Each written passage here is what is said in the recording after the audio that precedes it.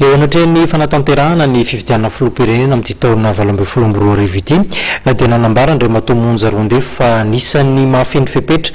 tokony hirotsaka amin'izay fifidianana filoham-pirenena izay ny tenany. Miandry kosa nefa ny kongresin'ny antoko monima ny tenany izay vao afaka hamaritra ny zotra rahana rehetra manoloana azy ity.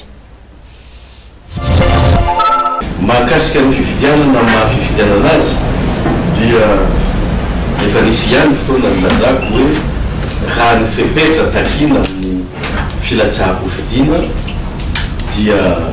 mahatsapa tena Monja Rondefo fa madio eto amin'ny firenena, ary raha misy olona mahafeno ny fepetra takiny lalàna amin'ny filatsahana dia raha misy 10 reo dia mba tafito anatiny Monja Rondefo, raha 3 ka hoa dia mety ho tafito anatiny Monja Rondefo, raha keleziny na lehibe aziny io mety tafito anatiny foana Monja Rondefo. Raha zay zany no jerena ka amin'ny maha malagasy manana zo feno azy zany dia mahafeno ny fepetra rehetra takin'ny lalàna amin'izay hoe